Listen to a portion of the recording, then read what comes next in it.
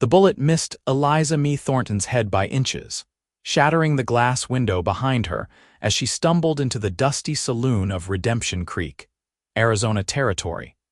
Her dress torn and her face bruised from 3 days of running through the unforgiving desert landscape.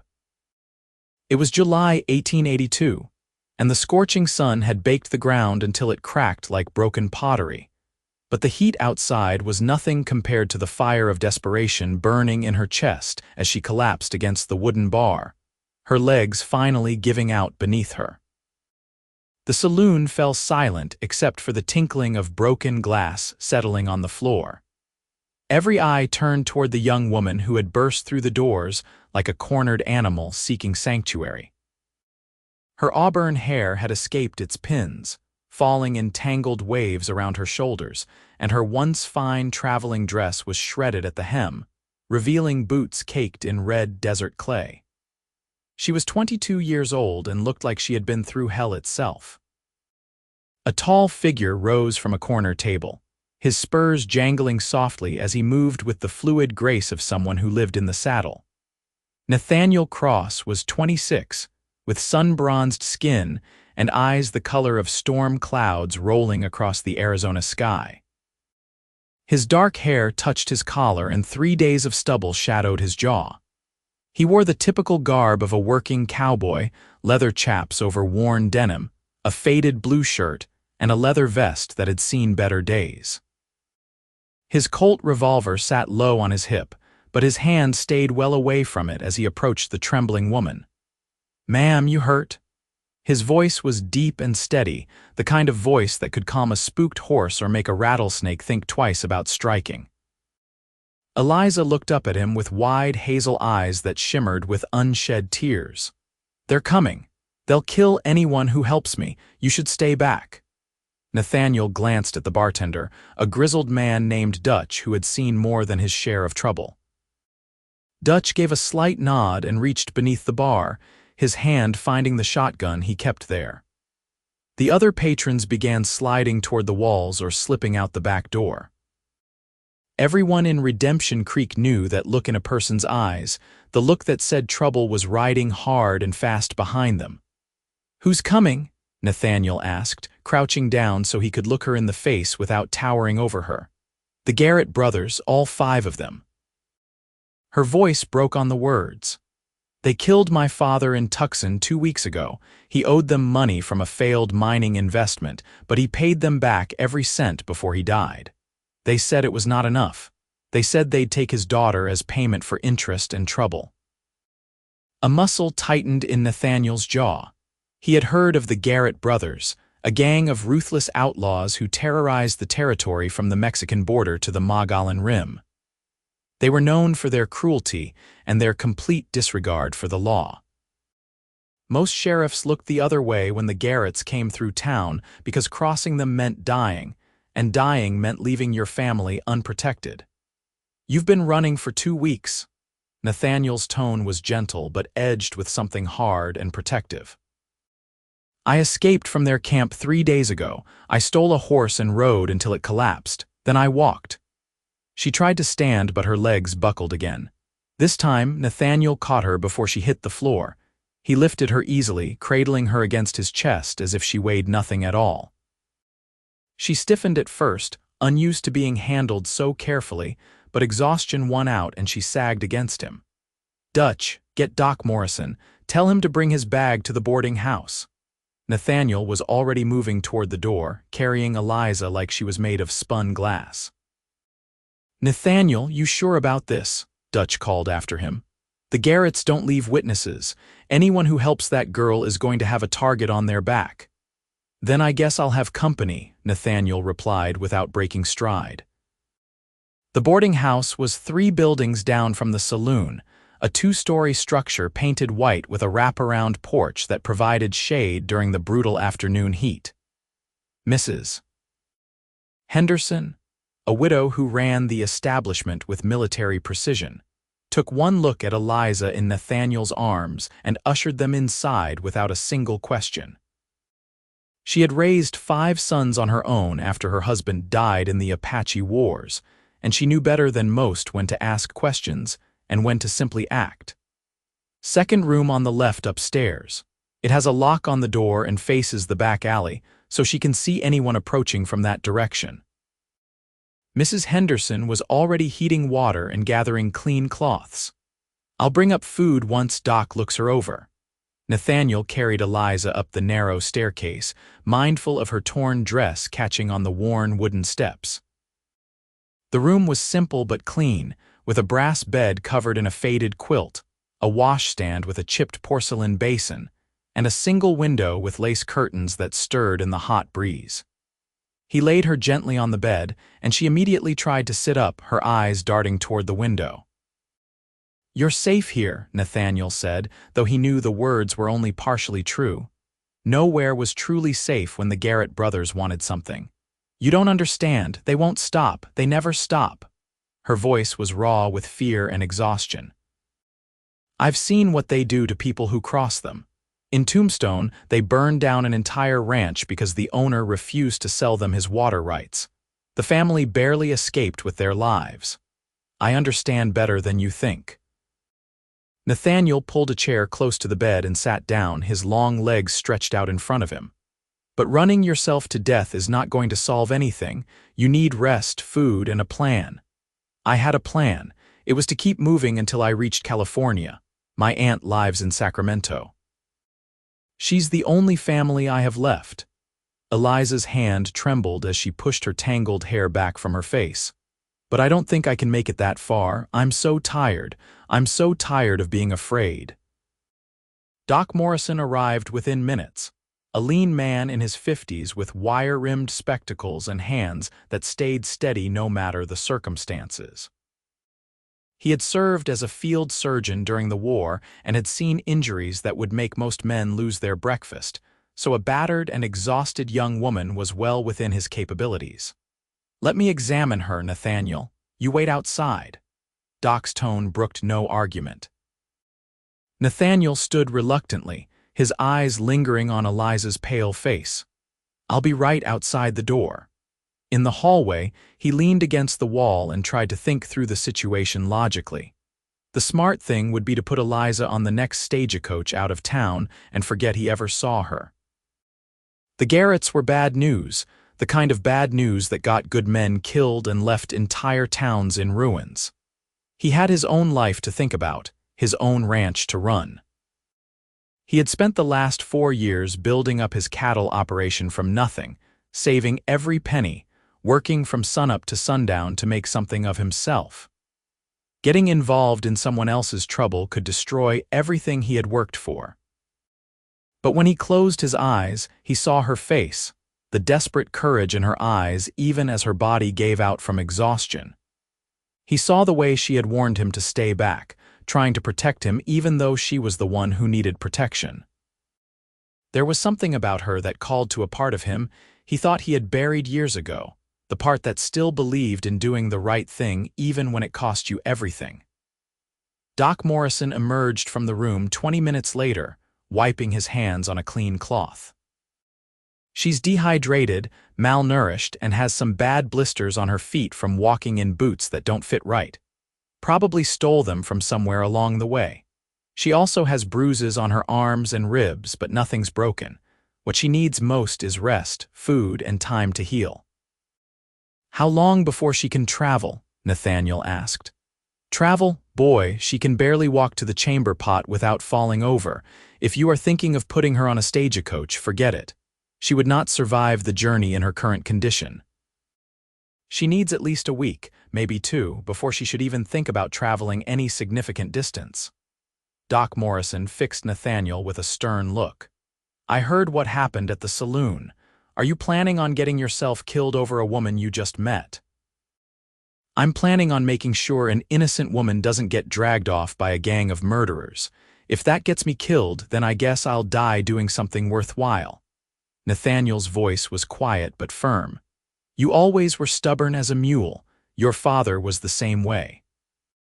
"Got him killed too, as I recall." Doc's expression softened slightly. "But I suppose someone needs to stand up to men like the Garretts. Otherwise, this whole territory will belong to outlaws and devils." After Doc left, Nathaniel went back into the room. Eliza was sitting up in bed, her back propped against the pillows, a glass of water in her hands. Mrs. Henderson had helped her change into a clean nightgown, and someone had brushed out her hair so it fell in soft waves over her shoulders. Without the dirt and exhaustion masking her features, Nathaniel could see that she was beautiful in a way that had nothing to do with fashion or artifice. Her beauty was in the strength of her jaw, the intelligence in her eyes, and the stubborn set of her mouth that said she had not given up despite everything she had been through. "You should eat something," Nathaniel said, gesturing to the tray Mrs. Henderson had left on the bedside table. It held beef stew, fresh bread, and dried apples. "I don't think I can keep anything down." But even as she spoke, her stomach betrayed her with a loud growl. "Your stomach disagrees." Nathaniel picked up the bowl of stew and held it out to her. "Start slow, a few bites at a time." She took the bowl with shaking hands and managed to eat several spoonfuls before setting it aside. Color was already returning to her cheeks, though exhaustion still shadowed her eyes. "Why are you helping me?" she asked suddenly. "You don't know me, you don't owe me anything. And you certainly don't owe me your life, which is what you'll be risking if you stay involved." Nathaniel was quiet for a long moment, considering his answer. "My father was a sheriff in Texas. When I was 12 years old, a gang of outlaws came through town looking for a man who had testified against one of their members. My father hid the man in our barn and faced down 6 armed men to protect him. He was killed right there in the street, shot so many times I couldn't count the bullet holes." He paused, the memory still sharp after 14 years. "Before he died, he told me that a man's worth is measured by what he's willing to stand up for. I've tried to live by that ever since." "I'm sorry." Eliza's eyes glistened with tears. "But I don't want you to die for me like your father died for that man. I'm not worth it." "That's not your decision to make." Nathaniel's voice was gentle but firm. "Every person is worth protecting. Every person deserves a chance to live without fear." They sat in silence for a while, the only sound the distant murmur of voices from the street below and the rustle of wind through the lace curtains. Finally, Eliza spoke again, her voice barely above a whisper. "I'll only disappoint you," she said, the words heavy with self-doubt and pain. "Everyone I've ever known has been hurt because of me. My father died because he tried to protect me. The family who gave me shelter in Tucson had their barn burned down after I left.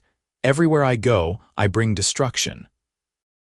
Nathaniel leaned forward, his storm-gray eyes locking onto hers with an intensity that made her breath catch. "Impossible. You're already perfect." She stared at him, stunned into silence. No one had ever said anything like that to her, especially not now when she was broken and battered and running for her life. She saw the sincerity in his eyes, the conviction in every line of his weathered face, and something inside her chest loosened. A knot of fear and self-hatred that she had carried for so long she had forgotten what it felt like to be without it. "You don't even know me," she finally managed. "I know you warned me to stay away even though you needed help. I know you've survived 2 weeks of hell and you're still fighting. I know you care more about protecting others than protecting yourself. That tells me everything I need to know about who you are." He reached out slowly, giving her time to pull away, and took her hand in his. His palm was calloused from years of ranch work, warm and solid against her cold fingers. "You're not going to disappoint me, Eliza Mae, and you're not going to face the Garretts alone." Tears finally spilled down her cheeks, and she didn't bother wiping them away. For the first time in weeks, she felt something other than fear and desperation. She felt hope, fragile and tentative but real. Nathaniel stayed with her until she fell asleep, her hand still clasped in his. Then he went downstairs to talk with Mrs. Henderson about securing the boarding house and preparing for the trouble that was surely coming. He had meant every word he said to Eliza, but he was not naive. The Garrett brothers would come, and when they did, blood would likely be spilled. He just had to make sure it was not Eliza's blood staining the Arizona dust. The next morning dawned hot and bright, the sun climbing quickly into a cloudless sky. Nathaniel had spent the night in the lobby of the boarding house, his chair tilted against the wall and his hand never far from his revolver.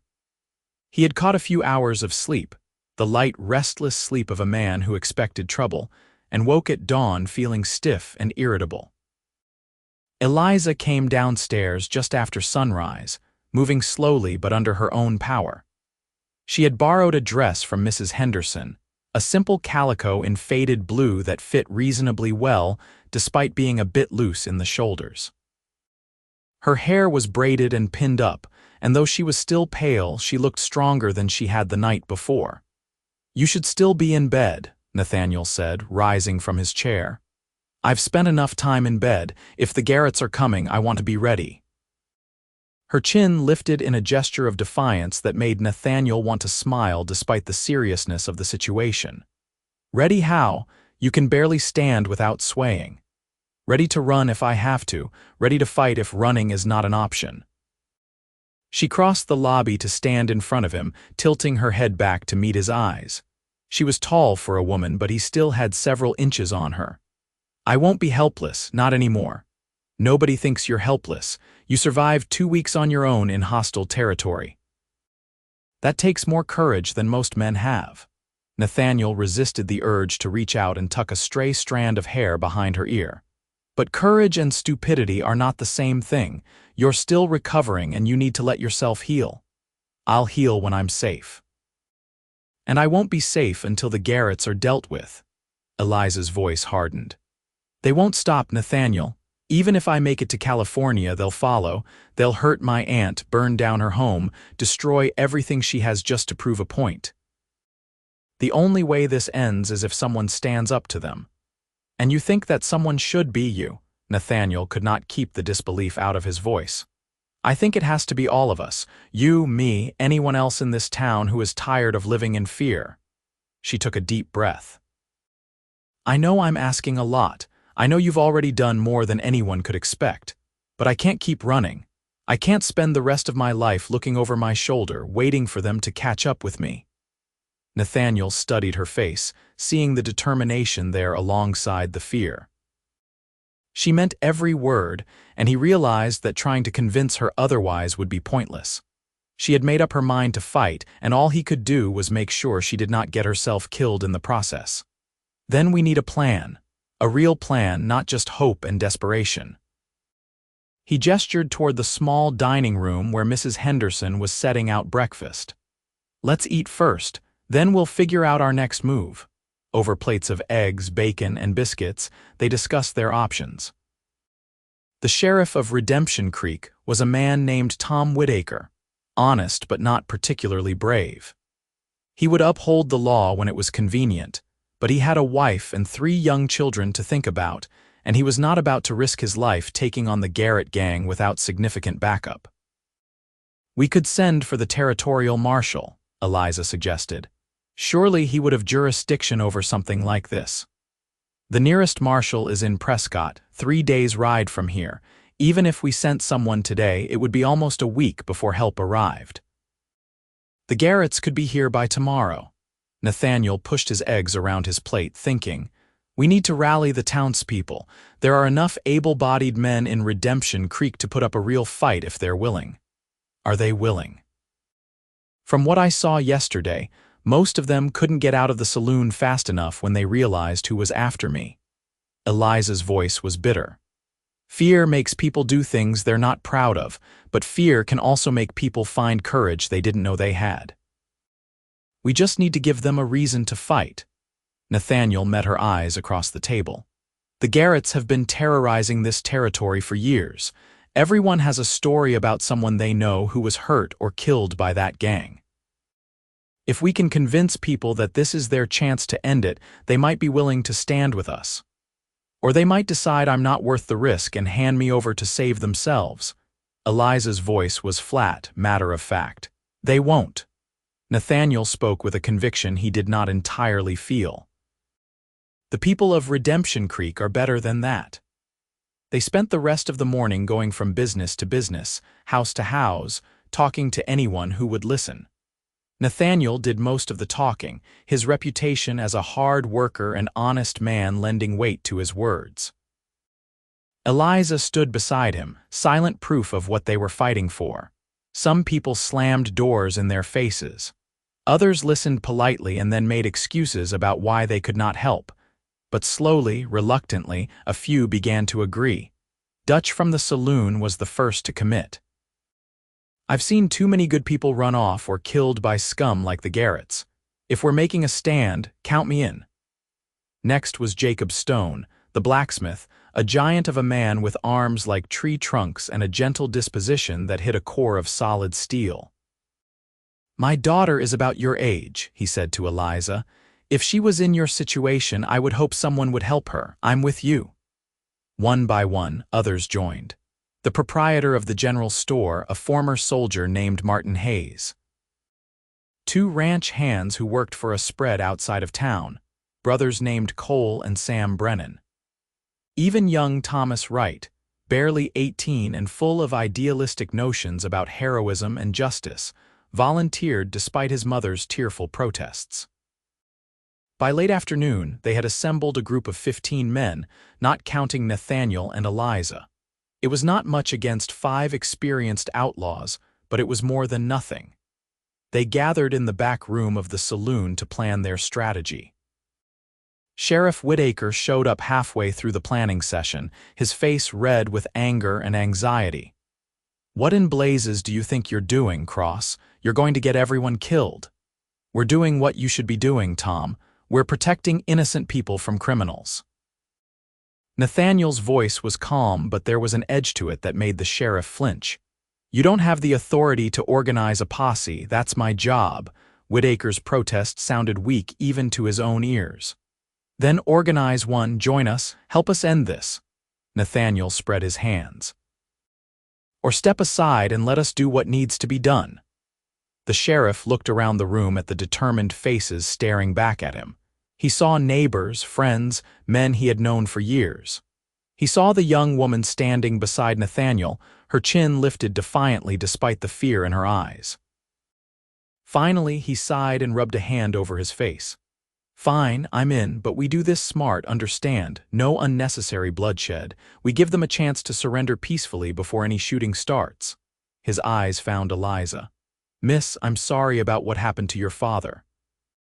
The Garretts have been a thorn in this territory's side for too long. It's past time someone did something about it." Relief flooded through Eliza, so strong it made her knees weak. She had not realized until that moment how much she had needed to hear someone in authority acknowledge that what was happening to her was wrong, that she deserved protection and justice. "Thank you, Sheriff," she managed, her voice thick with emotion. They finalized their plan as the sun began to set. Scouts would be posted on the roads leading into town to give advance warning when the Garretts arrived. The women and children would be secured in the church, which had thick adobe walls and could be defended if necessary. The men would position themselves in strategic locations around the main street, creating a crossfire that would make it difficult for the outlaws to escape once the confrontation began. "Remember," Sheriff Whitaker said as they prepared to disperse, "we are trying to arrest them, not execute them. If they surrender, they get a trial. That's how civilized people handle things." "And if they don't surrender?" Cole Brennan asked, his hand resting on the well-worn handle of his revolver. "Then we do what we have to do to protect this town and the people in it." The sheriff's voice was grim. "But we give them the chance first." That night, Nathaniel walked Eliza back to the boarding house through streets that were quieter than usual. Word had spread quickly about what was coming, and most people had shuttered their windows and locked their doors, preparing to wait out whatever violence the morning might bring. "Are you scared?" Eliza asked as they climbed the steps to the boarding house porch. "Terrified," Nathaniel admitted. "Only a fool wouldn't be scared facing down 5 armed killers. But you're doing it anyway. Fear is not the absence of courage. Courage is doing what needs to be done despite the fear." He stopped at the door and turned to face her. "I meant what I said yesterday. You're worth protecting, Eliza." And after this is over, after the Garretts are dealt with, you're going to have a chance to live the life you deserve, a life without fear. I don't even know what that would look like anymore. Her voice was soft, almost wistful. I've been running for so long. Then maybe it's time to stop running and start building something instead. Nathaniel reached out and gently cupped her cheek, his thumb brushing away a tear she had not realized had fallen. You're stronger than you know, Eliza Mae. She leaned into his touch, craving the warmth and comfort it provided. For a moment, they stood there in the gathering darkness, two people who had found each other in the midst of chaos and danger. Then, before she could second-guess herself, Eliza rose up on her toes and pressed her lips to his. The kiss was brief, tentative, a question more than a statement. But when she pulled back, she saw the answer in his eyes, saw the same longing and hope that was rising in her own chest. I'm glad I stumbled into your saloon, she whispered. So am I. Nathaniel smiled, a real smile that transformed his weathered face and made him look younger, less burdened. Now get some rest. Tomorrow is going to be a long day. He waited until she was safely inside before heading to his own small house on the edge of town. Sleep was a long time coming, his mind too full of plans and possibilities and the memory of Eliza's lips against his. He had not expected to feel this way about someone he had just met, had not expected the fierce protectiveness that rose in him whenever he thought about the danger she was in. But there was no denying it. In the space of a day, Eliza Mae Thornton had become important to him in a way that defied logic or reason. He would protect her, no matter the cost. And if he was lucky enough to survive tomorrow, he would spend whatever time she would give him proving that she was exactly as perfect as he had said. The Garrett brothers rode into Redemption Creek just before noon the next day, their arrival announced by the frantic ringing of the church bell that served as the town's alarm. There were 5 of them, just as Eliza had said, all cut from the same brutal cloth. Rance Garrett was the eldest, a man in his early 40s with cold blue eyes and a scar that ran from his eyebrow to his jaw. His brothers Caleb, Joshua, Ezra, and the youngest, Luke, ranged in age from late 20s to 35, all of them dangerous and mean as rattlesnakes. They rode down the main street in a loose formation, clearly unconcerned about any potential threat. Why would they be concerned? They had terrorized this territory for years without significant opposition. Towns bent to their will or suffered the consequences. They believed themselves untouchable. Sheriff Whitaker stepped out of his office as they approached, his badge catching the sunlight. Behind him, Nathaniel emerged from the alley beside the saloon. Across the street, Dutch stood in the doorway of his establishment, a shotgun held loosely in his hands. Up and down the street, other men revealed themselves, all armed, all watching the outlaws with hard eyes. Rance Garrett reined his horse to a stop, his gaze sweeping over the assembled townspeople with amusement rather than concern. Well now, looks like the good people of Redemption Creek decided to throw us a welcoming party. You're not welcome here, Garrett. Turn around and ride out while you still can. Sheriff Whitaker's voice was steady despite the sweat beading on his forehead. Can't do that, Sheriff. We're here on business. We're looking for a young woman goes by the name Eliza Thornton. We heard she might have passed through your town. Rance leaned forward in his saddle, his smile not reaching his eyes. We have a debt to settle with her. Her father's debt was paid. You have no legal claim on the woman. Nathaniel's voice cut across the space between them. And who might you be, Cowboy, the town hero? Rance's tone was mocking. Just someone who believes in doing the right thing, something you Garretts wouldn't know anything about. Nathaniel's hand rested casually on his hip, inches from his revolver. Big talk for a man who's outnumbered and outgunned. Caleb Garrett, the second oldest, spat a stream of tobacco juice into the dirt. How about you save everyone the trouble and just hand over the girl? We'll take her and be on our way. Nobody needs to die today. That's not going to happen. Sheriff Whitaker took a step forward. You boys are wanted for murder, robbery, arson, and a dozen other crimes across 3 territories. I'm placing you under arrest. Throw down your weapons and dismount slowly." For a moment, the world seemed to hold its breath.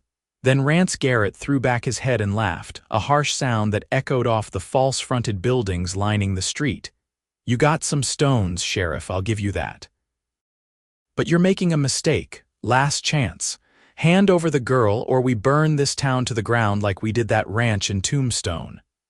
"No," the single word came from behind Nathaniel. Eliza stepped out of the shadows where she had been watching, despite his explicit instructions to stay hidden in the church with the other women. She walked forward until she stood beside him, her back straight and her head held high. "I'm not going to let innocent people die because of me. If it's me you want, here I am." "Eliza, what are you doing?" Nathaniel reached for her arm, but she pulled away. "What I should have done from the beginning, facing my problems instead of running from them." She directed her words at Rance Garrett. "But you should know something. My father didn't owe you anything when he died. I found his ledgers, his receipts. He paid you back every cent plus interest. You're just murderers and thieves using debt as an excuse to terrorize innocent people. That's some mouth on you, girl. We'll have to teach you some manners." Rance's eyes glittered with malice. "Come on then. Mount up behind Luke. We'll be gone and your little town can go back to pretending it matters." "She's not going anywhere with you."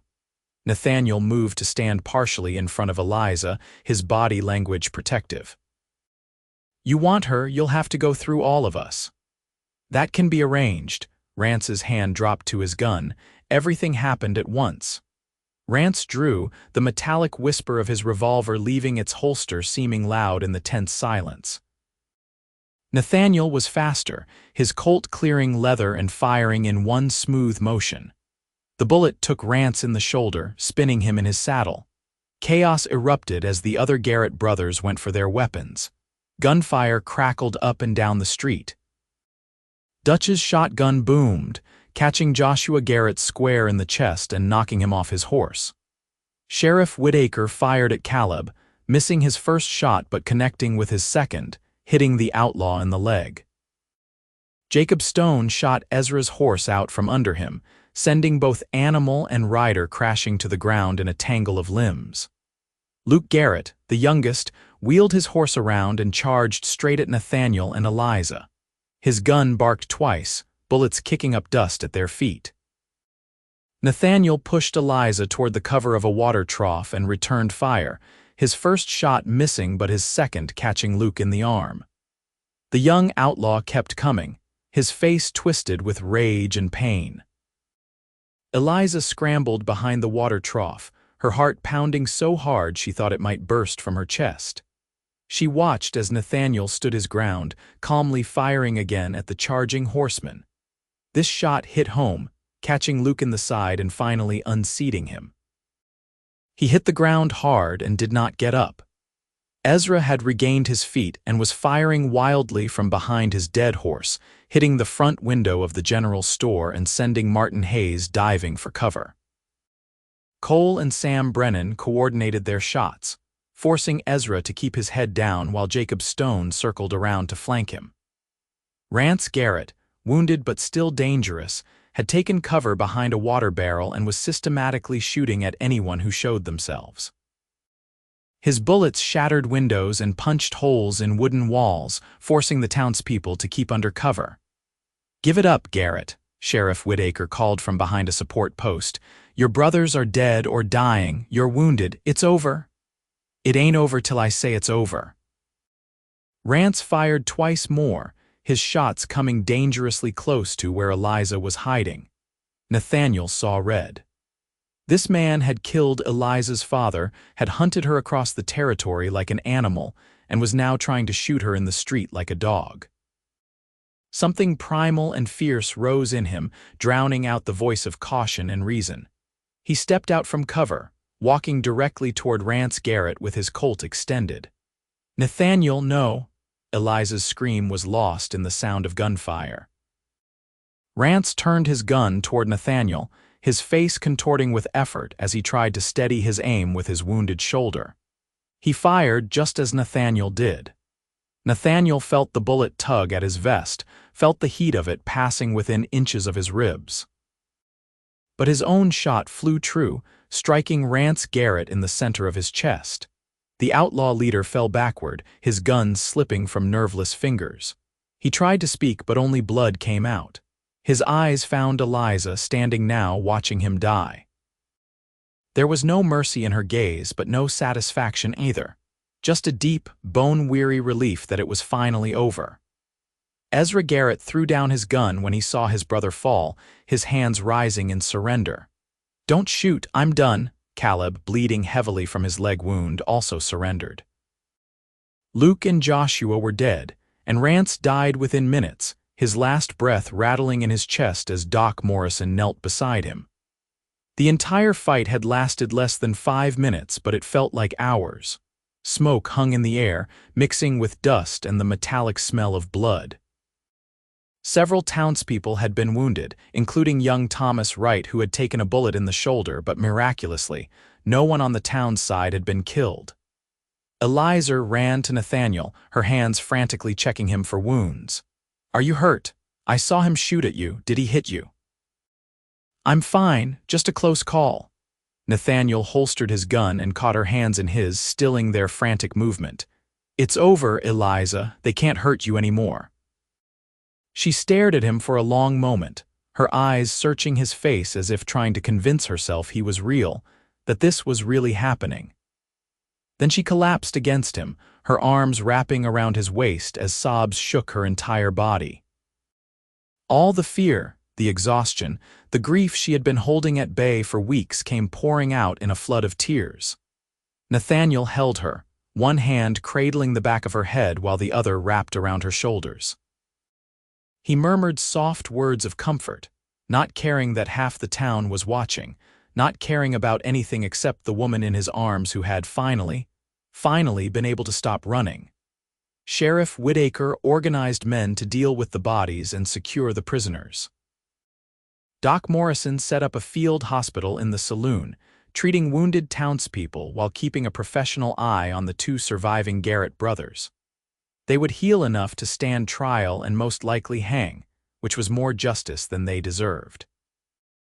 As the sun began to set, casting long shadows across the blood-stained street, the people of Redemption Creek began to emerge from their hiding places. They had faced down one of the most feared gangs in the territory, and won. It was something they would talk about for years, a moment of courage that would define their town's identity. But for Nathaniel and Eliza, standing together amid the aftermath of violence, it was something else entirely. It was a beginning. The next few days passed in a blur of activity. Territorial marshals arrived to transport the surviving Garrett brothers to Prescott for trial. Newspaper reporters came from as far away as Tucson to interview the townspeople about the shootout. Eliza gave her statement to the authorities, providing evidence of her father's payments and the Garrett's threats. The marshals assured her that, with 3 of the brothers dead and the other 2 facing multiple murder charges, she would never have to fear them again. Slowly, life in Redemption Creek returned to normal. Broken windows were replaced, bullet holes were patched, and the street was scrubbed clean of bloodstains. But something fundamental had changed. The townspeople walked a little taller, spoke a little bolder. They had proven to themselves that they were not helpless victims, that they could stand together against evil and win. Eliza stayed at the boarding house, gradually regaining her strength and health. Doc Morrison pronounced her fully recovered after a week, though he cautioned her to take things easy for a while longer. She spent her days helping Mrs. Henderson with chores, refusing to remain idle despite the older woman's protests that she was a guest, not a servant. Nathaniel visited every day, usually in the evening after he finished his work at his ranch. They would sit on the boarding house porch and talk as the heat of the day faded into the relative coolness of night.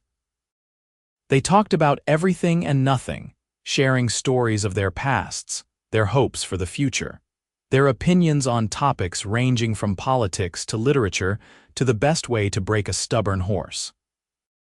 Eliza learned that Nathaniel had come to Arizona territory 4 years earlier with nothing but a horse, a saddle, and a dream of building something that was entirely his own. He had worked as a ranch hand for 2 years, saving every penny, before buying a small piece of land with a creek running through it. He had built his house with his own hands, raised his first cattle from calves he had bought cheap and nursed to health, and slowly but surely turned his dream into reality. "It's not much yet," he told her one evening, "but it's mine. Every fence post, every head of cattle, every improvement represents something I earned through hard work. No one can take that away from me." "I'd like to see it sometime," Eliza said. "Your ranch, I mean." "I'd like that too." Nathaniel's eyes held hers in the gathering darkness. "In fact, I was hoping you might consider staying in Redemption Creek instead of going to California." Eliza's heart skipped a beat. "Stay, but my aunt is expecting me. She's the only family I have left. You could write to her, explain what happened. I'm sure she would understand." Nathaniel leaned forward, his elbows resting on his knees. "I know we haven't known each other long. I know you probably think I'm crazy for even suggesting this, but Eliza, I can't imagine watching you get on a stagecoach and ride out of my life forever. What are you saying?" Eliza asked, though her heart already knew the answer. "I'm saying I care about you, more than I've cared about anyone in a long time. I'm saying that when I think about my future, I see you in it." He reached for her hand, his calloused fingers gentle against hers. "I'm not asking you to make any promises or commitments right now. I'm just asking you to stay long enough to see if what we have is real or just something born out of danger and fear." Eliza was quiet for a long time, her mind racing. Everything logical told her she should stick to her original plan, should go to California where safety and family waited. But her heart was pulling her in a different direction, toward this man who had risked everything to protect her, who saw her not as a burden or a victim but as someone strong and worthy of love. "I'll stay," she finally said. "At least for a while. I need to know if this is real too." The smile that spread across Nathaniel's face was worth more than all the gold in California. True to his word, Nathaniel showed Eliza his ranch the following Sunday. He borrowed a buggy from the livery stable and drove her out of town, following the creek that gave Redemption Creek its name upstream into the rolling hills beyond. The landscape was harsh and beautiful, all red rock and scattered juniper trees, with mountains rising in the purple distance. His ranch was modest but well-maintained, consisting of a small wooden house, a barn, a corral, and several hundred acres of grazing land. Cattle bearing his brand, a simple circle with a cross inside, dotted the landscape. It was not grand or impressive by the standards of the big cattle operations, but Eliza could see the care and dedication in every detail. "It's wonderful," she said as he helped her down from the buggy. "You should be proud of what you've built." "I am, but it's also lonely sometimes." Nathaniel led her toward the house. "I built it big enough for a family, even though it was just me. I guess I was hoping that someday I would find someone to share it with." The inside of the house was clean and spare, furnished with handmade furniture and a few personal items. Books lined a shelf above the fireplace, suggesting that Nathaniel was more educated than his rough exterior might indicate. The windows were positioned to catch the breeze and provide views of the surrounding land. "You built all of this yourself?" Eliza ran her hand along the smooth wooden table that dominated the main room. "Most of it. Jacob Stone helped with the forge work and Dutch helped me frame the roof, but everything else I did on my own." Nathaniel watched her explore his home, trying to see it through her eyes. "I know it's not fancy. You probably lived in much nicer places back in Tucson." "My father and I lived in a boarding house not much different from Mrs. Henderson's. We never had much money, especially after his mining investments started going bad."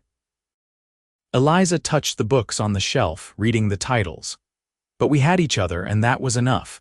This house, Nathaniel, this represents something my father always wanted but never achieved: permanence, stability, a place to call your own."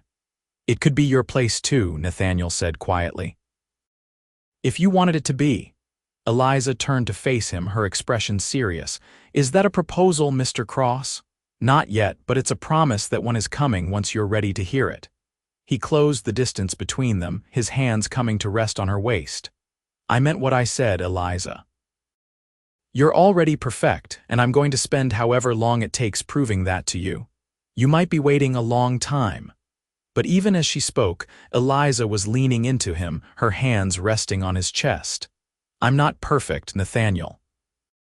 I'm scared and damaged, and I don't know if I'll ever feel completely safe again. Then I'll wait. And while I'm waiting, I'll be here, reminding you every day that you're stronger than you know, that what happened to you wasn't your fault. That you deserve happiness and love and every good thing life has to offer. He bent his head, his lips brushing against hers in a kiss that was both tender and full of promise. Eliza kissed him back, letting herself sink into the moment, into the warmth and security of his embrace. For the first time since her father's death, she allowed herself to believe that maybe, just maybe, she could have a future worth looking forward to. They spent the afternoon at the ranch, with Nathaniel showing her around the property and explaining his plans for expansion. He wanted to increase his herd, build better facilities for winter, maybe even start breeding horses alongside the cattle. Eliza listened and asked questions, surprised to find herself genuinely interested in the details of ranch management. You have a good head for business, Nathaniel observed as they walked along the creek bank. Your questions about water rights and grazing rotation are exactly the issues I've been wrestling with. My father taught me about business. He said a woman needed to understand numbers and contracts just as much as any man, maybe more so since the world was less forgiving of female mistakes. Eliza's voice softened with memory. He wanted me to be able to take care of myself, no matter what happened. He sounds like he was a good man. He was. He made some bad decisions toward the end, invested in schemes that turned out to be fraudulent, but he was always trying to build a better life for us. Eliza bent to trail her fingers in the cool water. I wish he could have seen this place. He would have liked you. I wish I could have known him. Nathaniel sat down on a sun-warmed rock and pulled Eliza down beside him. Tell me about him. What was he like? So Eliza talked, sharing memories of her father that she had not spoken of since his death. She told Nathaniel about how her father used to take her to the opera when they had money, how he taught her to play chess on a board made from carved mesquite wood, how he believed in fighting for what was right even when it cost him opportunities and friendships. As she talked, some of the weight she had been carrying lifted, replaced by a bittersweet warmth that came from remembering the good times along with the bad. Nathaniel listened, occasionally asking questions but mostly just being present, letting her process her grief in her own way. By the time the sun began its descent toward the western horizon, Eliza felt lighter than she had in months. Thank you, she said as they drove back toward town. For what? For listening. For not trying to fix everything or tell me it's going to be okay, for just being here. She leaned her head against his shoulder. You're a good man, Nathaniel Cross. I'm trying to be the man you deserve. He kissed the top of her head, and I'm going to keep trying for as long as you'll let me. As summer faded into fall, Eliza settled into life in Redemption Creek. She took a job at the general store, helping Martin Hayes with bookkeeping and inventory. It felt good to be useful, to have a purpose beyond mere survival. The townspeople, who had initially been wary of the trouble she brought to their doorstep, gradually warmed to her. They saw how hard she worked, how kind she was to the children who came into the store, how she never complained or demanded special treatment because of what she had been through. She also became close friends with several of the town's women, particularly Sarah Stone, the blacksmith's wife, and Margaret Hayes, Martin's wife. They included her in quilting circles and church socials, treating her not as an outsider but as one of their own. It was a kind of acceptance Eliza had rarely experienced, having moved frequently during her childhood as her father chased various business opportunities. Her relationship with Nathaniel deepened as the weeks passed. They saw each other nearly every day, and Eliza found herself falling more in love with him each time they met. She loved his quiet strength, his dry sense of humor, the way his eyes crinkled at the corners when he smiled. She loved how he treated everyone with respect, from the wealthiest rancher to the poorest cowhand. She loved that he read books on philosophy and history, that he had opinions about things beyond cattle and weather. But more than anything, she loved how he made her feel safe. Not just physically safe, though that was part of it, but emotionally safe. Safe to be herself, to express her fears and doubts without judgment, safe to laugh and hope and dream again. In October, Nathaniel asked her to marry him. He did it without fanfare or elaborate planning, simply dropping to one knee in the middle of his ranch house living room after dinner one evening. "Eliza Mae Thornton, I love you. I love your courage, your intelligence, your kindness. I love the way you sing to yourself when you think no one is listening. I love how you always smell like lavender soap. I love that you argue with me when you think I'm wrong and support me when you know I'm right." He pulled a simple gold band from his pocket. "I know I don't have much to offer except a small ranch and a heart that's completely yours. But if you'll have me, I promise to spend the rest of my life making sure you never regret saying yes." Eliza's eyes filled with tears, but they were tears of joy rather than sorrow. "You have everything to offer. And yes, Nathaniel, I'll marry you. I love you too, more than I knew it was possible to love someone." He slipped the ring onto her finger and rose, sweeping her into his arms and spinning her around until they were both dizzy and laughing. When he finally set her down, he kissed her deeply, pouring all of his love and hope into that single moment of connection. They were married in November, in the small church where Eliza had taken shelter during the shootout with the Garretts. It seemed fitting somehow, a place of fear and danger transformed into a place of joy and new beginnings. Most of the town attended, cramming into the pews and spilling out onto the steps. Sheriff Whitaker gave Eliza away since her father was gone, and Sarah Stone stood up as her maid of honor. Dutch served as Nathaniel's best man, claiming that anyone who could drink his whiskey without making a face deserved that honor. Eliza wore a dress that Margaret Hayes had helped her make, simple cream-colored cotton with lace at the collar and cuffs. She carried a bouquet of wildflowers that the Stone children had picked that morning. Nathaniel wore his Sunday best, a black suit that he had worn exactly twice before, at his own father's funeral and at the dedication of the church building. As they stood before the circuit preacher who served Redemption Creek and the surrounding communities, exchanging vows in voices steady with conviction, Eliza felt a peace settle over her that she had not experienced since before her father's death. This was right. This was where she was meant to be. "I'll only disappoint you," she had told Nathaniel that first night, convinced that she was a burden no man should have to bear. "Impossible. You're already perfect," he had replied, seeing not her flaws and failures but her strength and potential. Now, as the preacher pronounced them husband and wife as Nathaniel kissed her to the cheers of their friends and neighbors, Eliza finally believed him. She was not perfect, would never be perfect, but she was enough. She was loved, and that made all the difference. The reception was held at the saloon, with Dutch providing food and drink on the house. There was music and dancing, with Jacob Stone proving surprisingly light on his feet for such a big man. Even Sheriff Whitaker, who claimed his dancing days were behind him, was persuaded to take a turn around the floor with his wife. As the evening wore on and the celebration continued, Nathaniel led Eliza outside for a moment of quiet. They stood on the saloon porch, watching the stars emerge in the darkening sky. "Happy?" Nathaniel asked, his arm around her waist. "Happier than I ever thought possible." Eliza leaned into him, marveling at how natural it felt to stand like this, as if they had been doing it for years instead of months. 6 months ago, I was running for my life, convinced I would never be safe or happy again. Now I have a home, a husband, friends. It feels like a dream. It's real. And it's going to get even better.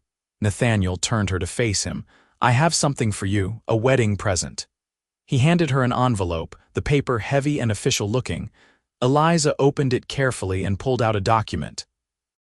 It took her a moment to understand what she was reading, and when she did, her eyes widened with shock. "This is a deed to your ranch with my name on it." "Our ranch," Nathaniel corrected. "I added your name to the title. Everything I have, everything I am, it's ours now. We're partners in every sense of the word." Eliza stared at the document, overwhelmed by what it represented. In 1882, few men would have thought to give their wives equal ownership of property. Most women had no legal rights to their husband's assets, but Nathaniel was not most men. "I don't know what to say." Her voice was thick with emotion. "Say you'll help me build something amazing. Say you'll be my partner in life and work. Say you'll grow old with me on that little ranch, watching our children and grandchildren carry on what we started." Nathaniel cupped her face in his hands. "I know you're used to cities and civilization. I know ranch life is hard, especially for women, but I swear I'll do everything in my power to make you happy." "You already make me happy." Eliza kissed him softly. "And yes, I'll help you build something amazing. I'll be your partner. I'll grow old with you. There's nothing I want more." They moved into the ranch house the next day, Eliza's few possessions easily absorbed into Nathaniel's home. She immediately began making changes, adding curtains to the windows, arranging wildflowers in jars, reorganizing the kitchen to make it more efficient. Nathaniel watched with amusement as his bachelor quarters transformed into a real home, warm and welcoming in ways it had never been when he lived there alone. Life settled into a comfortable rhythm. Nathaniel worked the ranch, tending cattle and maintaining fences and handling the thousand small tasks that kept the operation running. Eliza continued working at the general store 3 days a week, bringing in additional income and maintaining her connections to the town. The other days she spent at the ranch, learning the skills she would need to be a true rancher's wife. She learned to ride better, taking lessons from Nathaniel until she could stay in the saddle during a full day's work. She learned to shoot, practicing with an old rifle until she could hit a target at 50 yards. She learned to treat cattle ailments, to identify good grazing land, to read the weather signs that warned of coming storms. It was hard work, often exhausting, but Eliza found satisfaction in acquiring these new skills. The first winter was challenging. Arizona Territory was not known for brutal winters, but the high desert could still be cold, especially at night. Snow occasionally dusted the ground, and ice formed on the stock tanks. Nathaniel worked from dawn to dusk, making sure the cattle had enough to eat and access to water. Eliza worked beside him when she could, and when she could not, she made sure hot meals and warm fires waited for him when he came home. It was during that winter that Eliza discovered she was pregnant. She had suspected for a few weeks, but had not been sure until Doc Morrison confirmed it during a visit to town in January. She told Nathaniel that evening as they sat by the fire, his exhaustion from a long day of work temporarily forgotten. "Are you sure?" he asked, his hand unconsciously moving to rest on her still flat stomach. "Doc Morrison is sure. He says the baby should come sometime in late July or early August."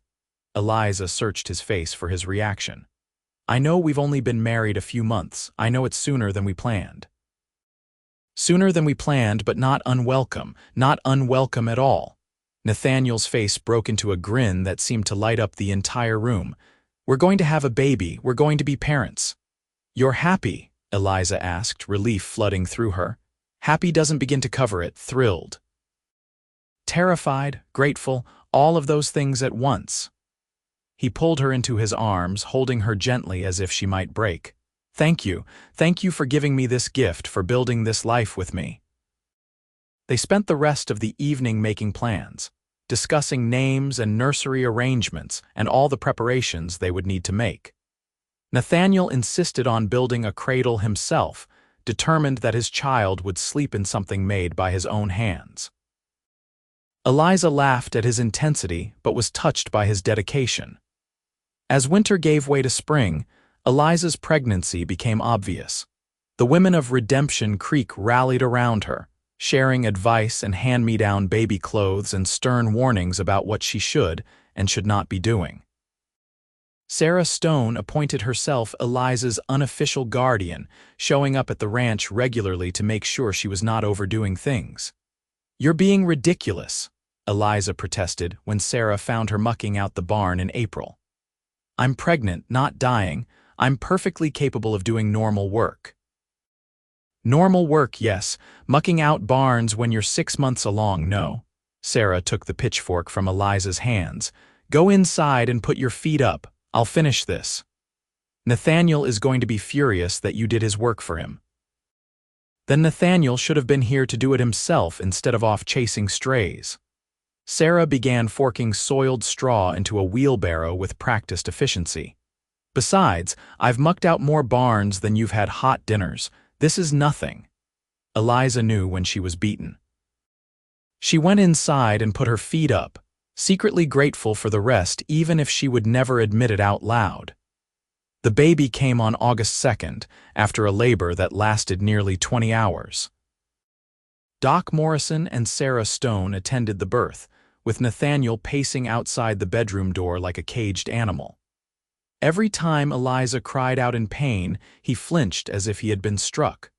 Finally, just before dawn, the baby's first cry split the air. Sarah emerged from the bedroom, tired but smiling. "You have a son, a big, healthy boy with a good set of lungs." Nathaniel burst into the room before Sarah could say anything else. He found Eliza propped against pillows, exhausted but radiant, holding a small bundle wrapped in a blanket. She looked up as he entered, tears streaming down her face. "Meet your son," she said, her voice hoarse from screaming. Nathaniel approached slowly, almost reverently, his eyes fixed on the tiny face peeking out from the blanket. The baby had a shock of dark hair and a red, wrinkled face that was somehow the most beautiful thing he had ever seen after Eliza herself. "Can I hold him?" he asked. "Of course, he's your son too." Eliza carefully transferred the baby into Nathaniel's arms, showing him how to support the head. Nathaniel looked down at his son, overwhelmed by a rush of love so intense it nearly brought him to his knees. This was his child, his and Eliza's, a living symbol of everything they had built together, a future made flesh. "Hello, little one," he whispered. "Welcome to the world. I'm your father, and I promise I'm going to do everything in my power to keep you safe and give you a good life." The baby yawned, clearly unimpressed by the speech, and promptly fell asleep.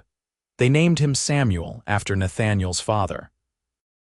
Nathaniel Cross made his entrance into the world with the same determination that had characterized his parents' courtship, refusing to be rushed or hurried.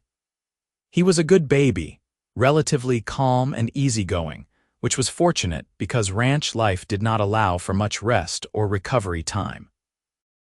Eliza spent the first few weeks recovering from the birth and learning to care for an infant. She was exhausted all the time, stumbling through days that blurred together in a haze of feeding and changing and trying to sleep whenever the baby slept.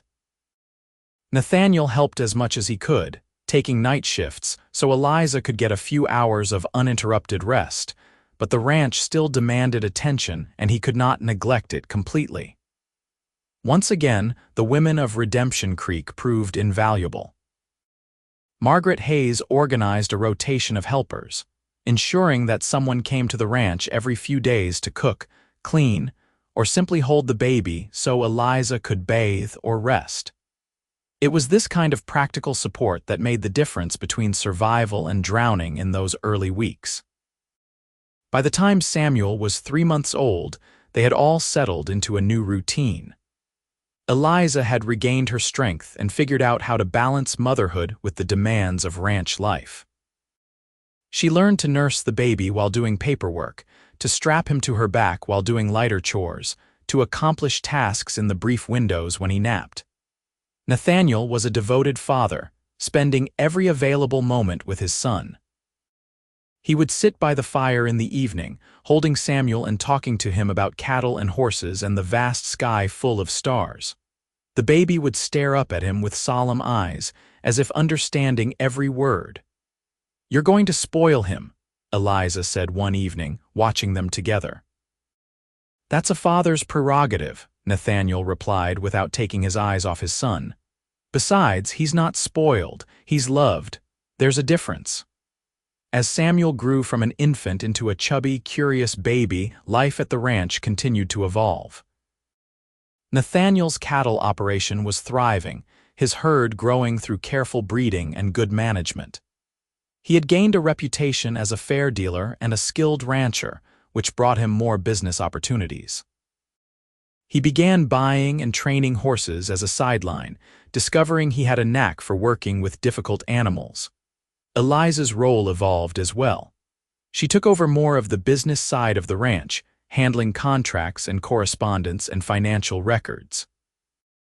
Her head for numbers and detail proved invaluable, catching errors and identifying opportunities that Nathaniel might have missed. They truly became partners in every sense, each bringing different strengths to the enterprise. Their second child, a daughter named Clara, was born 2 years after Samuel. She was followed 2 years later by another son, Henry. With 3 children and a thriving ranch, life was busy and sometimes chaotic, but it was also full of love and laughter.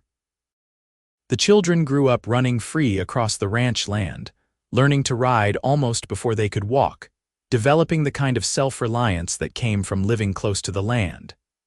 Samuel proved to have his father's quiet competence and his mother's sharp mind. Clara was bold and adventurous, always pushing boundaries and testing limits.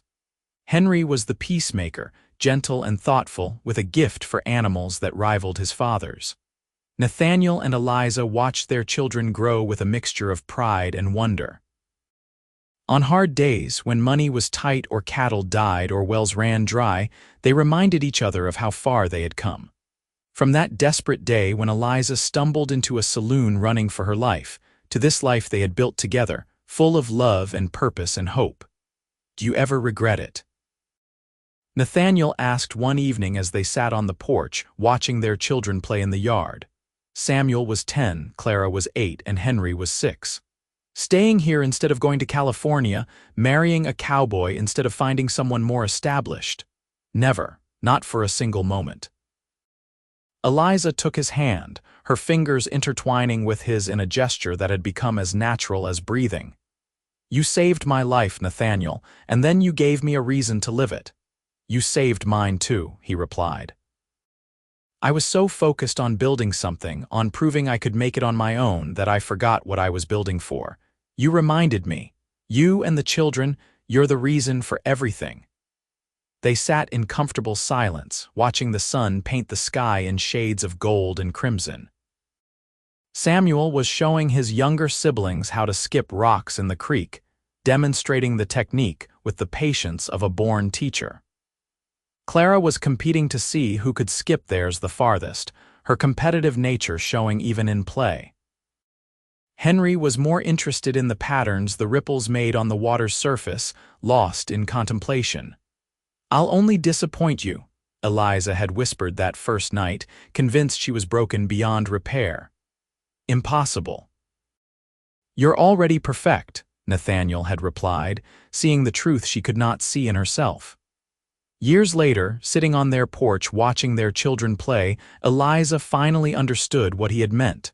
Perfection was not the absence of flaws or fear. Perfection was finding someone who saw your scars and loved you not despite them, but because they were part of your story. Perfection was building a life together, day by day, choice by choice, compromise by compromise. Perfection was this moment, this family, this love that had grown from the ashes of tragedy into something strong and enduring.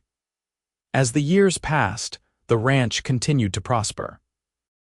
Nathaniel's reputation grew throughout the territory, and he began to receive offers to serve on territorial committees and councils. He declined most of them, preferring to focus on his family and his land, but he did accept a position on the board that oversaw water rights for their region. It was important work, ensuring that small ranchers were not squeezed out by larger operations, and it fit with his sense of justice and fair play. Eliza became known in her own right as well. She wrote articles for territorial newspapers about ranch management and women's roles in the developing West. She was consulted by other ranchers' wives who were trying to balance traditional expectations with the practical demands of frontier life. She even testified before the territorial legislature once, advocating for property rights for married women. It was controversial and made some people uncomfortable, but Eliza had learned that sometimes doing the right thing meant making people uncomfortable. Their children grew into capable young adults. Samuel, at 18, was already running much of the day-to-day ranch operations, allowing Nathaniel to focus on breeding programs and expansion.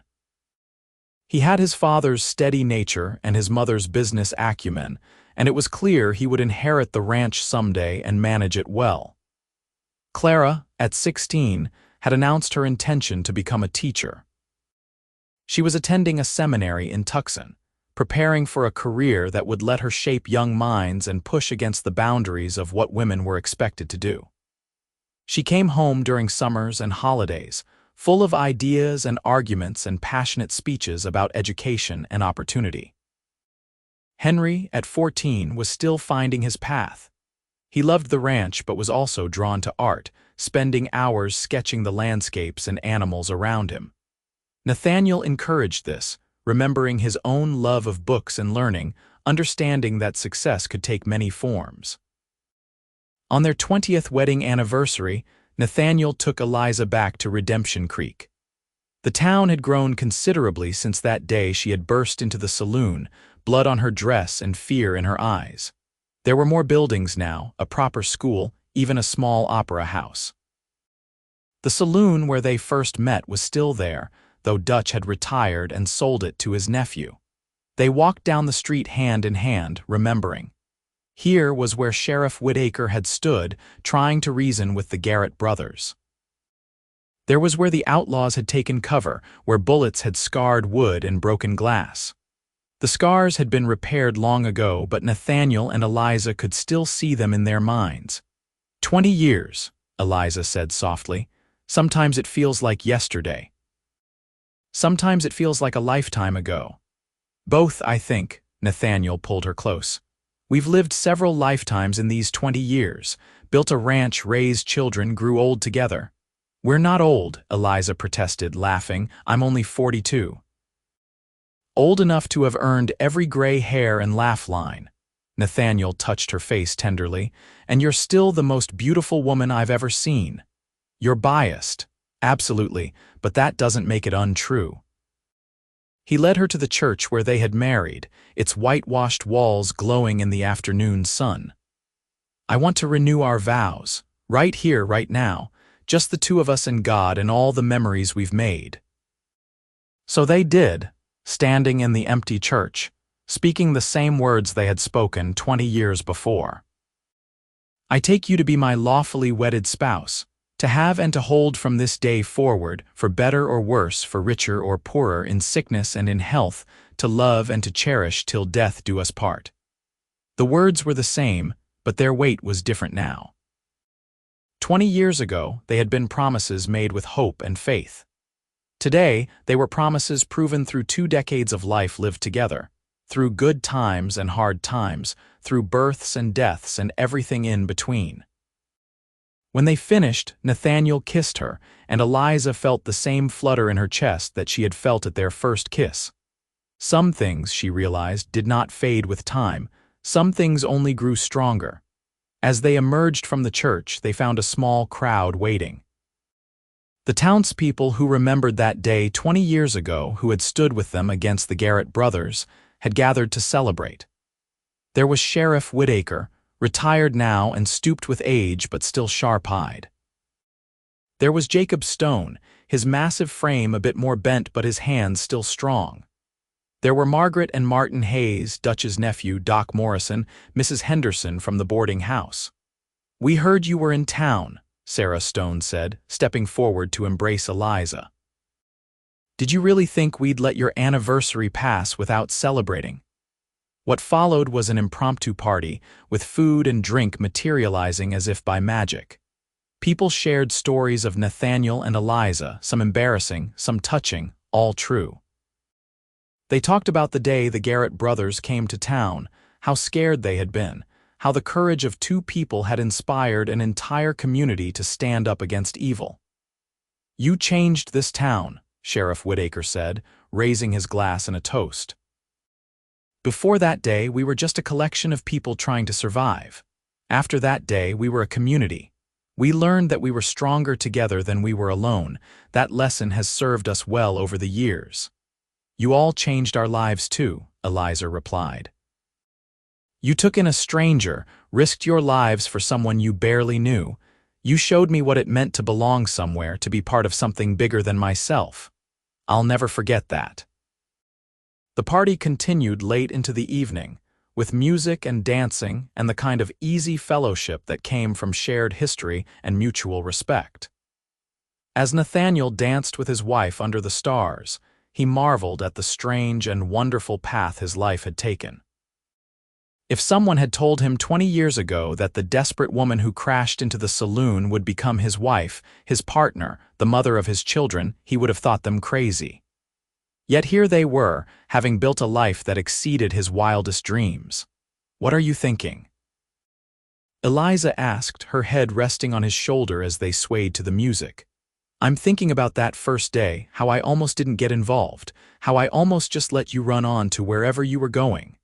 He tightened his arms around her. "I'm thinking how grateful I am that I didn't." "I'm grateful too. Grateful for your courage, your kindness, your stubborn insistence that I was worth saving." Eliza lifted her head to look at him. "You saw something in me that I couldn't see in myself. You believed in me when I had stopped believing in myself. That's a gift I can never repay." "You don't have to repay it. You've given me everything that matters. A home, a family, a purpose. A reason to wake up every morning excited about the day ahead." Nathaniel smiled. "Though I have to admit, when I said you were already perfect, I had no idea just how right I was." "I'm still not perfect," Eliza protested. "No, you're better than perfect. You're real, you're human, you're mine." He kissed her forehead. "And I'm going to spend every day I have left making sure you know how much you're loved." They continued dancing as the night deepened around them, surrounded by friends and filled with joy. It was not the life either of them had imagined for themselves, but it was better than anything they could have planned. It was real and solid and true, built on a foundation of courage, trust, and love that had weathered every storm life threw at them. The years continued to roll past, bringing the usual mixture of joy and sorrow. Nathaniel's health began to fail when he was in his 60s, his heart not as strong as it once was. He stepped back from the physical work of ranching, turning over more responsibility to Samuel while he focused on advisory roles. He chafed at the limitations at first, frustrated by his body's betrayal, but Eliza reminded him that wisdom was its own contribution. "You've built something that will last beyond you," she told him as they sat together on the porch, a ritual they had maintained throughout their marriage. "Samuel is carrying on your legacy and his children will carry it on after him. That's immortality of a sort." "I just wish I had more time," Nathaniel said quietly. "More time with you, with the children and grandchildren. There's never enough time. Then we'll make the most of what we have." Eliza took his hand, her fingers still fitting perfectly into the spaces between his. "We'll live every day fully, squeeze every drop of joy and meaning out of the time we're given." And they did. They watched their grandchildren grow, 7 of them in total, each unique and wonderful in their own way. They celebrated Samuel's success in expanding the ranch, Clara's achievements as a respected educator who became a principal of her own school, Henry's surprising path as an illustrator whose drawings of Western life were published in magazines and books across the country. They marked 50 years of marriage with a huge celebration attended by what seemed like half the territory. Their children and grandchildren surrounded them, along with friends old and new, all gathered to honor a partnership that had become legendary in the region. 50 years, Nathaniel said in his speech, his voice thinner now but still strong with conviction. 50 years ago, I met a woman who was running for her life. I thought I was saving her, but really, she saved me. She took a lonely cowboy with a dream and gave him a reason to make that dream real. She gave me children, grandchildren, a life full of purpose and love. She's been my partner, my best friend, my heart. He turned to Eliza, tears shining in his eyes. You are still the most amazing thing that ever happened to me, and I would choose you again every single day. Eliza's own speech was shorter but no less heartfelt. I told him I would only disappoint him. He said it was impossible, that I was already perfect. 50 years later, I finally understand what he meant. Love is not about perfection. It's about choosing each other day after day, year after year, through everything life throws at you. It's about building something together that's bigger than either of you alone. Nathaniel Cross, you are my miracle. Thank you for 50 years of love. There was not a dry eye in the room. Nathaniel passed away peacefully in his sleep 2 years later, just after his 71st birthday. He died as he had lived, with dignity and grace, surrounded by family and secure in the knowledge that he had lived a good life. His last words to Eliza were the same words he had spoken to her countless times over their 52 years together. I love you. Thank you for choosing me. Eliza mourned him deeply, as she had mourned her father all those years ago. But this grief was different, tempered by gratitude for the life they had shared. She had known love, true and deep and lasting. She had built something meaningful. She had been chosen by a good man and had chosen him in return, and that choice had shaped both their lives in beautiful ways. She lived another 8 years, spending her time with children and grandchildren and great-grandchildren, passing on stories and wisdom accumulated over a long and full life. She wrote extensively during those years, completing a memoir that chronicled her journey from terrified refugee to successful rancher's wife and partner.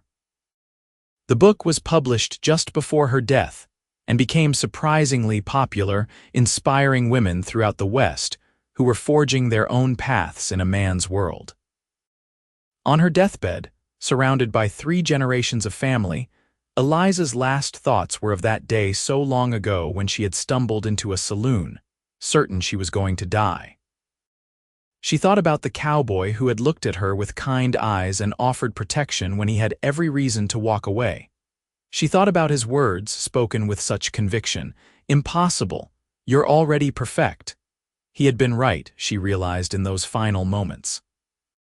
Not that she was perfect, but that perfection was beside the point. She had been exactly who she needed to be, exactly when she needed to be it, and so had he. Tell him I'm coming, she whispered to the room at large, to her children who held her hands and wiped away their tears. Tell him I'll see him soon. And then she closed her eyes for the last time, a smile on her weathered face, secure in the knowledge that she had lived fully, loved deeply, and left behind a legacy that would endure for generations to come. The ranch that Nathaniel and Eliza built together continued under Samuel's management and eventually passed to his son, and then to his daughter after that. The land that had once been a lonely cowboy's dream became a thriving operation that employed dozens of people and served as a pillar of the community. In Redemption Creek, a historical marker was erected commemorating the day the townspeople stood together against the Garrett brothers. The story became part of local legend, told and retold to new generations as an example of courage and community standing up against evil. But the real legacy of Nathaniel and Eliza Cross was not the ranch or the historical markers, or even the many descendants who carried their name and their values into the future. Their real legacy was the love story they lived, a reminder that even in the darkest moments, hope could be found. That love could heal the deepest wounds, that choosing courage over fear, compassion over self-interest, could change not just individual lives but entire communities. I'll only disappoint you, she had whispered, broken and certain of her own unworthiness. Impossible. You're already perfect, he had replied, seeing not who she was in that moment but who she could become with love and support. Both had been wrong in their own ways. She had not disappointed him, but neither had she been perfect. Instead, she had been something far better. She had been real, flawed, and strong and endlessly resilient. And he had loved her for all of it, the good and the bad, the strengths and the weaknesses, the triumphs and the failures. That was the lesson their descendants learned from the story of their lives. That love was not about finding someone perfect, but about finding someone worth choosing again and again and again. That partnerships were built not in single moments of heroism, but in thousands of small choices made day after day, year after year, decade after decade. That the greatest adventures were not the dramatic confrontations with outlaws and the daring escapes from death, but the quiet courage of building a life with another person, of raising children together, of facing the mundane struggles and celebrating the small victories that made up a life well lived. On the wall of the ranch house that had been expanded and improved over generations, but still retained its original character, there hung a photograph of Nathaniel and Eliza taken on their 50th wedding anniversary. They sat side by side on the porch that had witnessed so many important moments of their lives, his arm around her shoulders, her hand in his.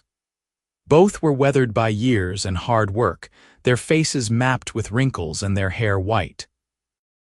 But their eyes were still bright, still full of the love that had sustained them through 5 decades together. Beneath the photograph was a plaque with an inscription, words that had become a family motto passed down through the generations. Choose love. Choose courage. Choose each other. Every day, choose again. It was, in the end, the perfect summary of a life lived well and a love that had transformed 2 broken people into something stronger than either could have been alone.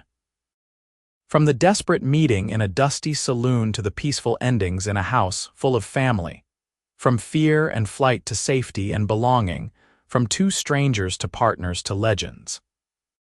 It was a love story worthy of the Wild West, not because of the shootouts and the danger, but because of what came after. Because they had taken the worst that life could throw at them and alchemized it into something beautiful.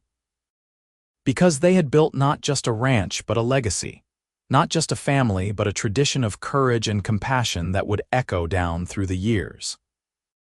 And somewhere in whatever lies beyond this life, 2 souls who had found each other in the chaos of the frontier were together still, their hands joined, their hearts whole, their love eternal. The end.